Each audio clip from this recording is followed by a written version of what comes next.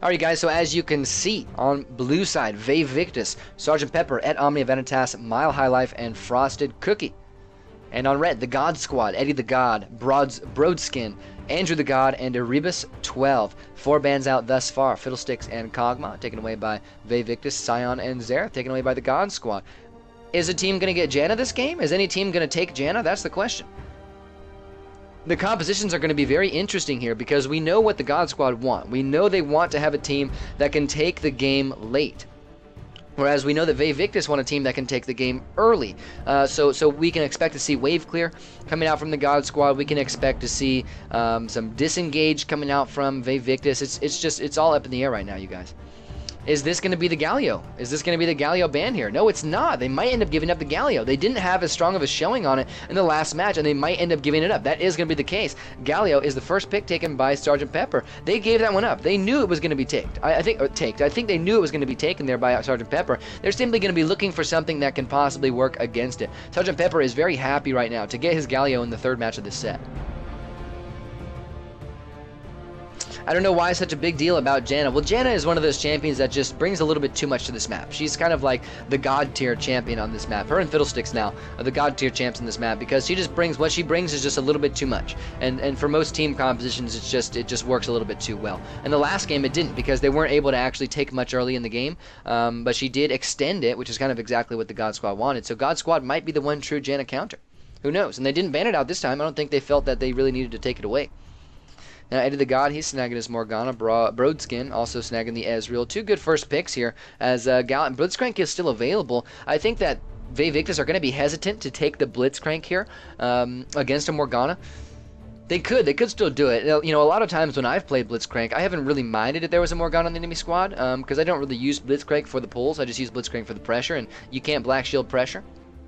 But it's still, they're probably not gonna snag it. But at the same time, it's still available. I mean, the God Squad could take it again. They could definitely take it again here, and that wouldn't be too surprising for me. You know, Erebus snagging his Blitzcrank again. It's not like he's gonna play much worse on it this time.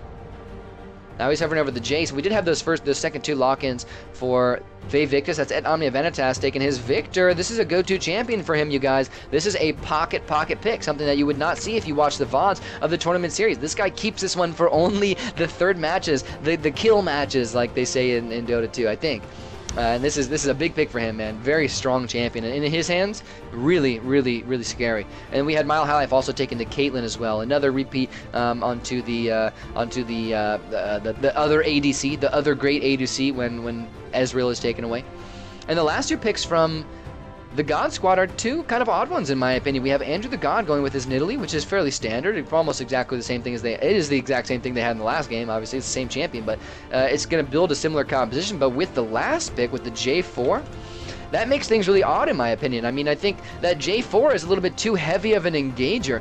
You're going against a squad with a Galio. You're not necessarily going to want to make a big engage. You more want to go for a disengaging style composition. And I'm not sure also on top of that what sort of stats that Jarvan brings that are going to allow this game to get into the later stages. It's really tough for me to devise a strategy for the God Squad here that takes them to the 25-minute mark. That takes them to that, 18 to 25-minute mark where they truly thrive as a team. Last pick from Frosted Cookie is the LeBlanc. We've seen Frosted Cookie play the LeBlanc once before, as a matter of fact, and it didn't end up working out very well for Frosted Cookie. Frosted Cookie was the magnet for all the poke on the enemy squad. Thank goodness that there isn't quite as much coming out here, and this was against Team AMAM, if I'm not mistaken. And Team AMAM are just super poke heavy, so it was the Frosted Cookie was very much so the target for a lot of the damage coming out from those players at that time. And I can't expect that it's going to be that much different here, but the poke is a lot more lackluster coming out from the God Squad in this specific case than it was from the Team AMAM in that specific game. Goal for this game is 35 minutes plus. Oh my god, you guys are killing me. You guys are some trolls, man. You guys are killing me. Tony Hit Tony says, does the team stats reset? Do the team stats reset every week, or is it permanent? They are not permanent, but they also do not reset every week. They actually reset every season. Each season is going to last for about, I'd say, for about 9 weeks. Okay, we're probably going to do 9, maybe 8 or 9 weeks. I can tell you right now that on the 7th week of the Draft Labs tournament series, in case you guys didn't know this already, we will in fact be running an all-star set where we actually get one player from each of the 10 teams, put them together, 5 players on each team, 4 mains and 1 sub, and we actually pit those two teams up against each other in a best of 5 tournament here on the Howling Abyss. So that one's going to be fun. That's going to take place on the 7th week of the Draft Labs A-Dam Tournament Series Season 1. Right now we are in week 4. But as the next season starts, that's when we're going to reset those team stats. Dude, slow win is all the rage, man, I tell you. And, God, 35 minutes. I wouldn't even be able to survive. I wouldn't even survive a 30-minute match, you guys. Oh, my. Oh, my. Oh, my. Oh, my. So let's take a look at our Style Stats Team Composition Strength Calculator. This is our radar chart in the center of the screen is producing 2 shapes, one for each squad. As you can see, red for red, blue for blue. And these shapes are helping us compare the strengths of each squad based on these 6 criteria. Now, what we're seeing from the God Squad is another fairly well-rounded composition with a lean on the bottom left side of the chart. Actually, we could just say the left side of the chart typically, because they do have great disengage, poke, siege, and wave clear, but they also have some good engage stats added in there with the Jarvan pick. So as of right now, this is one of the more symmetrical squads that you're ever going to see, but the one thing they're lacking is the burst damage, is the nuke damage, and the wave clear as well, which is a very important one, especially when you're playing a team that, when you're playing as a team that wants to go late. You need wave clear if you want to take the game into the later stages. You got to have somebody who can negate the siege, the early siege that would be coming out from the enemy team. Now, whereas if we look at blue team, they're taking something not quite as similar. They're going with poke, disengage, nuke, and wave clear. This is one of the more unique composition styles that we're going to see here in the tournament series. Only there's very scattered advantages coming around. It doesn't necessarily come in like clumps. It's just, or it is 2 clumps, but they're exact opposite from each other. And like I said, poke, DG, wave clear, and nuke. And those are really good ones to have, man. Those are, if you're going to take any 4, I wouldn't say those are the main 4, but those are good 4. Those are a good 4 stats to have an advantage. So we can expect the Vae Victus know how to take advantage of this, know how to use it to their own, knows how to use it and then make a win out of it. This is going to be a squad that has a lot of early game potential as well, especially with the Victor with his large scale crowd control and Wavenborn LeBlanc with her burst damage, plus Galio with his wave clear and Caitlyn with her wave clear. There's a really good squad that's been built on both sides. The one thing that sticks out to me is the Jarvan. I'm not sure how much follow-up is going to come from the Jarvan. I think the Blitzcrank would have been a better pick here, especially considering they already had the Morgana. Morgana bind in the Blitzcrank pull, easy peasy, lemon squeezy. Now, next thing we're taking a look at is the skin game. I'm going to let this one go by real quick. We didn't end up doing a true skin MVP in the last match, but I love the Creator Victor, man. At Omnia, he always plays this Creator Victor. Every time he plays it, but it just looks so awesome. And we barely ever get to see At Omnia playing his Victor, so I'm really leaning towards the Creator Victor at this point. Erebus on his Warring Kingdoms Jarvan. I'm a big Dynasty Warriors fan, you guys. I'm a big Dynasty Warriors fan, and I loved Lubu. Lubu was my favorite character in Dynasty Warriors 4 or 5, if I'm not mistaken, because that was when I was a kid, and that was when I was actually willing to play the most overpowered champion in the game, or the most overpowered character in the game. But you know what? The skin is a little wonky. I think Jarvan runs like a really weird guy, and it really takes away from it for me. But the Victor, man, after his remake, it's awesome. Whoa, Sergeant Pepper face checks into 3 members of the enemy squad, but Rebus is instantaneously forced out of his flash as he went way too deep. There's the Jarvan, man. He just goes way too deep for his team to be able to capitalize on, and that's going to happen multiple times in this match, I guarantee it. And the zoning potential from at Omnia Vanitas on his Victor with that great AoE stun, dude, it's going to be tough. It's going to be tough. Tony Hitoni says, have you played 8? I have, in fact, played Dynasty Warriors 8, and it wasn't nearly as impressive to me as the other ones were. It could be a combination of the fact that it's newer and they kind of like didn't really change much about it. It felt so much like the older ones. You know, when I was a kid, a game like that was awesome because I could play for hours on end. But now that I'm older and I've played so many awesome games, I would expect it to have been improved, and they didn't really improve it that much. That's my take on Dynasty Warriors 8. The storyline is very similar. It's got a lot of, you know, it seems like it's way too Japanese of a game, if you know what I mean. I'm not sure if it's actually Japanese or not, but it seems like it's way too foreign of a game, and they didn't do a very good job making it in English. Even though, if I'm not mistaken, it is an American game. Let me know if I'm wrong on that.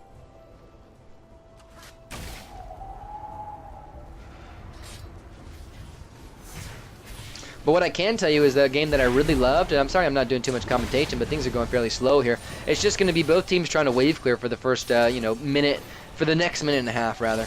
But I can tell you one game that I really liked, and the game, a series that I really liked, and I think was an actual improvement onto the Dynasty Warriors franchise, was Dynasty Warriors Gundam. Dynasty Warriors Gundam was awesome. Whoa, Erebus taken low, and the late Black Shield doesn't negate quite enough damage. This is a good early lead, and they are really punching out this Jarvan as quickly as possible.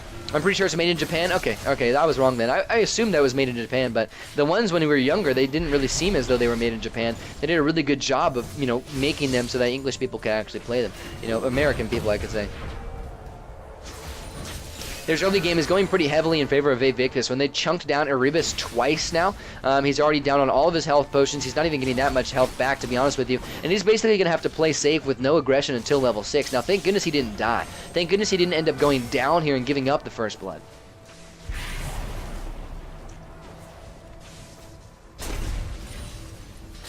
I usually patch it so I play in Japanese voice. So that's interesting. That's very interesting, my man.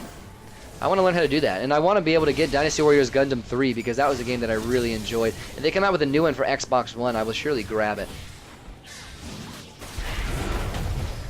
Nice early forward advantage for Vae Victus. They're really not giving anything away here. If Morgana lands a nice bind, I mean, we're talking the God Squad could easily come back and snag themselves a first blood because there will be capitalization there. But what I can tell you right now is that the wave clear from Vae Victus is a little bit too high. That was a nice little zoning move there from Omnia Venitas. This guy loves his Victor, man. This guy's a beast on Victor.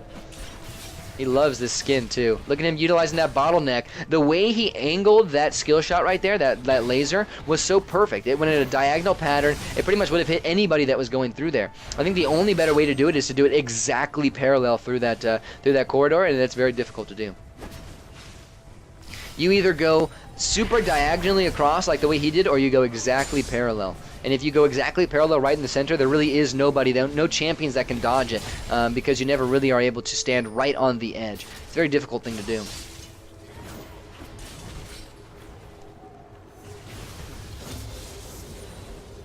I like Dynasty Warriors 8 because I don't have to patch it myself. It's a free DLC, at least on the PC version. Oh, to play it in Japanese? That's interesting as well. I wouldn't buy it for PC unless they had Dynasty Warriors Gundam available, which I'm not sure if they do. I might have to check that out, but that was a game that I really enjoyed, man. Dynasty Warriors Gundam. Because I was a big fan of the Gundam series as well. Still a very slow early game. This is going to work for the God Squad, man. These guys have just played defensively so well. Andrew the God, he moves forward. That was a bad decision on his part. Moving forward and trying to get that relic. There was so much punishment there, and Ed Omnia was waiting for it. He wanted it. He was longing for literally to go in and try to get that relic. He was baiting that one out, and he did a phenomenal job. Forces out the flash. That's one of the first flashes that's forced out in this game. Only one other being taken away, and that's from... that is from Erebus, and that was way earlier on, so he's about to get that one back up here pretty soon.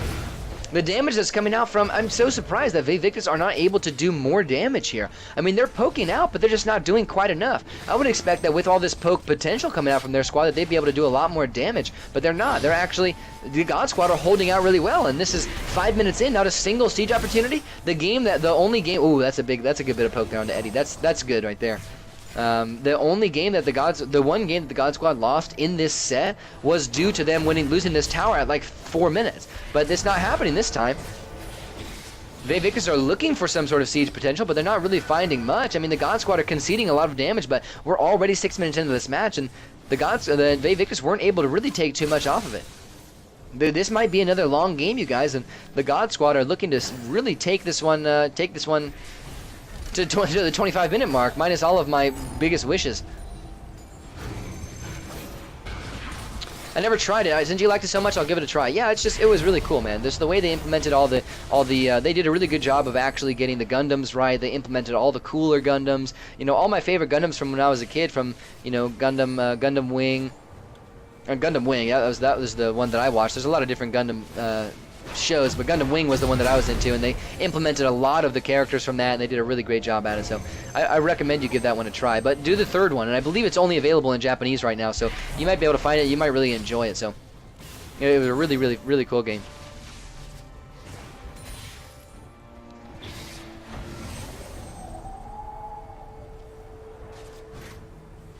So what are we looking at? 6 minutes and 45 seconds in. This early game has been going so slow. Don't Vae Victus know that the longer they let this thing drag out, the better the God Squad are going to be? Now, there's finally a first blood, but we're already 7 minutes in. That's not going to be enough to take this tower. It's just one player down. If they can snag another one here, they might be able to bust the game open. If they can get this tower down before 10 minutes, I think they're going to be in a good position to win. Actually, it looks like they're going to case. Looks like that's going to be the case. They might be able to take it now, but the ultimate comes out from Erebus. He locks down quite a few. He's the only one who gets locked down by Sergeant Pepper. Now, Erebus is being taken down by Frosty Cookie. Goes in for a nice long-range ulti little combo there. Enter the God goes in on a re-engage, ends up just barely surviving out the combo from Ed Omni Venitas, but Sergeant Pepper is there to capitalize, and still no turret being taken down. That skirmish there was exactly what the God Squad wanted. They wanted the Vae Victus to get overconfident, try to siege on the tower for a little bit, and then be able to capitalize finally with an ultimate from Erebus. They actually forced out flashes there. They ended up coming out even in the team fight. Here's an easy couple of stuns here for Ed of the God. Gonna lock down Mile High Life. Mile High Life gets taken down now as well. 3-2 in favor of Vae Victus in terms of the kills, but the God Squad coming back very swiftly.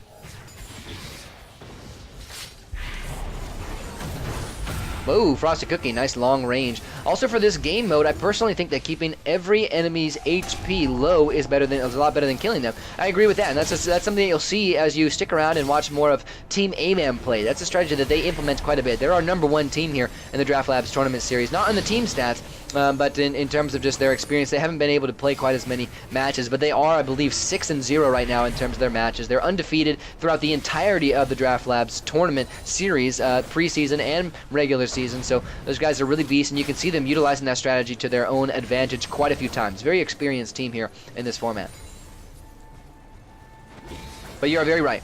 If you kill, I'll give you if I see it happening, I'll let you know as well. I'll let you know what's going down with it and whether or not it was a good idea to kill that enemy after they were left so low on health. Now, we're getting 8 minutes in. Right now, the death timers are getting longer, so what Vae Victus want to do, they want to get kills. Leaving the enemy team low right now is not going to be the best idea, and the reason for that is because they want to have those long death timers going. They want to get this first tower. They want to be able to bust this puppy open, whereas if the God Squad were to get Vae Victus low, they would probably want to get some kills too, but they would want to keep them low for at least a couple of minutes so that they can actually get the turret down low enough to take it after they ace. But as of right now, when we're entering the 10-minute marker, it becomes the longer you go, it becomes less and less important to actually keep the enemies low. It becomes more important to get the kills. You can see an engage coming through from Erebus now. He actually ends up locking down 3, and the Ezreal ultimate comes through and hits all 3. First 2, wow, Andrew the God, he went in and capitalized on that one as well. Ended up getting his team 2 kills there. I want to see how that one ended up playing out here. So it was really from Andrew the God's perspective. Frosty Cookie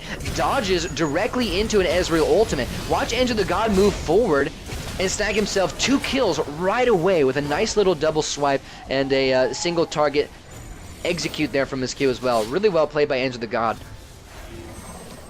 He ended up, and the thing is that he got the spear onto one enemy member, used the long range leap onto that one, but that enemy member was actually in close enough quarters to an ally for him to get the double swipe in. So he only had the long range leap from one member. Now there's another kill somehow. And Omni going down. I just really got caught up in my words there, you guys. It's late. It's late. It is super late. LeBlanc went into the E ulti and into a bind also. I didn't even see that, Tony Hitori.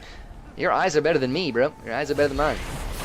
Ultimate from Caitlyn ends up connecting to Eddie the God, but its damage still isn't quite high enough. Oh, my life, you're playing with danger right there, my man. Careful.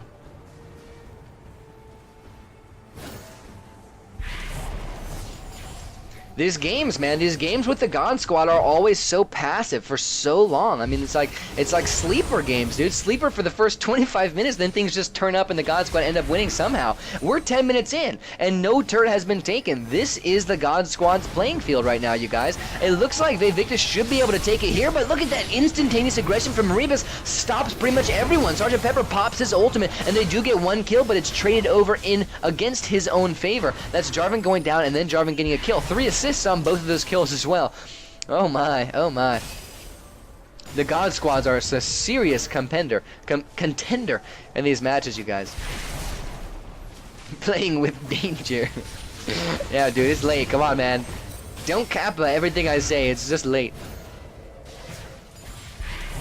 No, he wasn't playing with fire. He was playing with danger.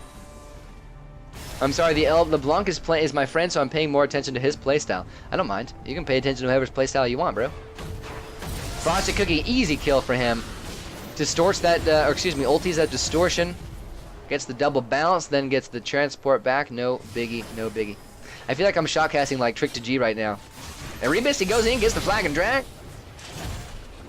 Doesn't follow up. Let me tell you guys something. You need to ward right here. there's my Trick to G impression. First tower does fall. That was a given. It was so low already. It had to be conceded. I think the God Squad made a really good decision there to concede that turret because now they're going to have more space to work with. I think that this big space right here that they just gained, this whole area right here that they just gained to be able to make team fights without Vae Victus not wanting to go underneath it because it's a tower dive is very good for them because it allows Jarvan to actually make good engages. Just more space for an engaging style composition is good. So this is not going to work against God Squad's favor. That tower was going to fall eventually. I mean, it was so damn low.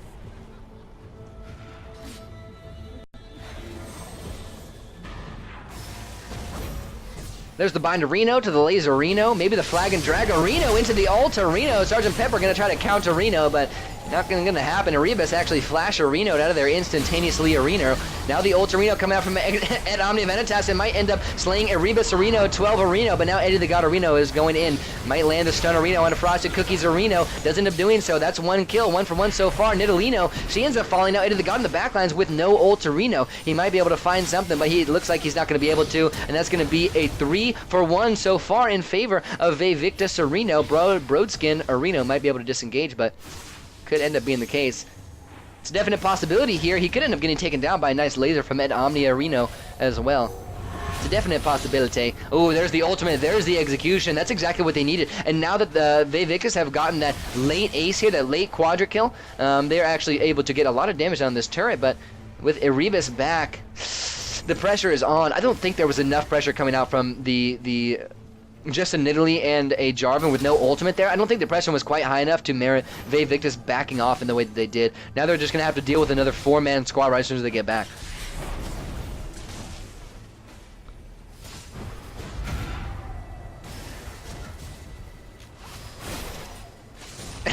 This is when things start getting really fun, you guys, when we get late night at Style Labs. I might have to do a late night show one day for you guys. We start at like, I don't know, like 9:30 my time or something like that. We could just talk about stuff. That'd be fun, right? That'd be fun. Vae Victus, they're looking to bust this game open. I mean, even though it's just 14 minutes in, they still have time to get themselves a couple of kills and to get themselves a big enough lead pre-15 minutes that they can actually make something big happen. That's a good snare on Eddie the God as well. They are going to capitalize, and they do get the first kill. Andrew the God, he's going in, but his damage isn't quite high enough. He jumps right into a snare, and he gets dropped. That's 2 kills now for Vae Victus. Just like I mentioned, if they're going to bust this game open, they need to do it right now.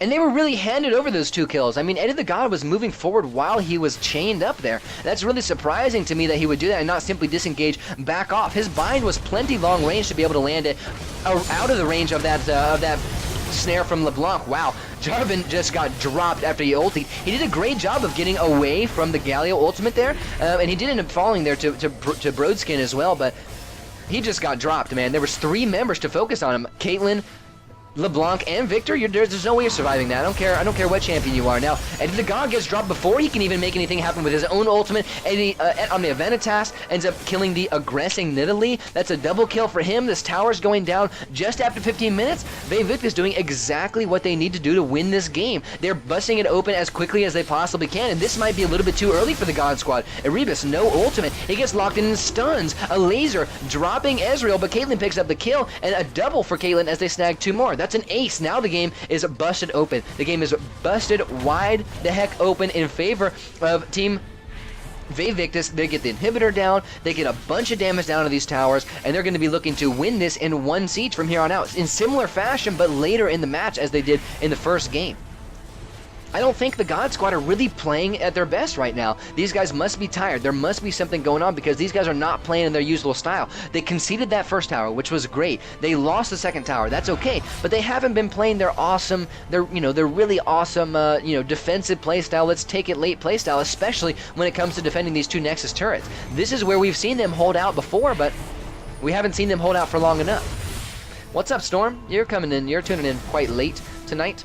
This is our tournament series, and we're going extremely late. I mean, this is 2-3 match series today. Whoa, Ed Omnia, he probably should be taken down here. Just throws up the laser at the last second, pops his ultimate as well. He's unable to control it, is sitting stagnant. Not too much damage is going to go from that. Unfortunate occurrence there for him, but he did need to die. Only problem is that he got his death timer on really late. We are 16 minutes into the game, so we are over 30 seconds on the death timers now, and it's going to be a good opportunity for the God Squad to make a comeback here and get their first tower down. But they are going up against 3 here. In Caitlyn with Galio, though there's plenty of wave clear to defend this one, so I'm not sure how much they're going to be able to take from it. Of course, it's 1 a.m. Who is playing in the right condition? It's 1 a.m. for you, man. Not 1 a.m. for me. Only 10 o'clock for me. Not even my bedtime yet. And Storm, to answer your question, I was like talking to myself, dude. I was just talking to myself. Like, that goes to show how crazy this day has been. And my stamina has truly been tested by the God Squad today. But to answer your question, Storm, it is going very well, man. These sets have been really exciting today. It's a pleasure to be able to shotcast for all these awesome players, all these awesome teams and awesome players. That ultimate from Ezreal there was simply to wave clear. Let's get a little bit of damage on the Galio, and I think it was a good idea on their part. They want to keep this game as forward as possible, considering the fact that they lost their inhibitor, and if they allow Vae Victus to get deep into their base once again, they might be able to take the game in one single siege. So you clear out the minions as quickly as possible, and you make sure the game is played as far away from your base as possible to give Vae Victus more space to run and give your team more time to defend if needed. This next minion wave is going to be really important as well, and it all depends on how quickly Vae Victus can clear it out. It looks like they get it out almost instantaneously. That's really unfortunate. There was no counter clear there from the God Squad. They were never really able to make anything big happen. Erebus drops the short range flag. He doesn't drag to it though, unfortunately, as well, and that's going to be a big engaging tool down for Erebus 12. But we are 18 minutes in now. Builds are going to be just about similar. Gold is not too crazy, not too far off for anybody. Erebus, it gets another flag and drag, but it's just too short range. Nice 3-man ultimate from Sgt. Pepper, but Ezreal does disengage. Erebus pops his ultimate as quickly as he can. He locks in 2, and the first kill does go over in favor of Vae Victus. Vanitas picking up that first one. He's still plenty healthy. Gets another possible stun on Eddie the God. He actually ends up negating that one, but the ultimate deals just enough damage for Andrew the God to pick himself up a kill. So far, it's a 2-for-1 in favor of Vae Victus, and that's all they need. That's all they need in order to be able to take this game, in my opinion, because Ed Omnia will be able to capitalize with his amazing lasers. That's another kill going over to Vae Victus, and this could easily be game here, you guys. They have the Caitlyn up. They have the Caitlyn healthy. She's going to be a sieging monster. First tower drops. Second tower drops. Ed Omnia Vanitas will zone from here on out. Protect Mile High Life, who's actually really far away. He snags himself another kill. Mile High Life should be able to take this one down, but with Sgt. Pepper and at Omnia Vanitas attacking this Nexus with nobody left available, that's going to be the GG. Vae Victus take this set 2-for-1 in astounding fashion. They picked a nice composition, and they were actually taken into just about the late game. You could say they won this game by 18 seconds, because the God Squad are a team that truly thrive in the late game. Past 20-minute mark. This game ended 19 minutes and 42 seconds. That's my main thing to say. My main recap is that Vae Victus, they did not have much more time. They did not have much more time to waste in order to get this Nexus down, because the God Squad were going to come back kicking. They only had 18 more seconds, in my opinion, before this game would have gone in favor of God Squad, and they would have made a big comeback. So congratulations to Vae Victus. They take this set in a 2-1 GG.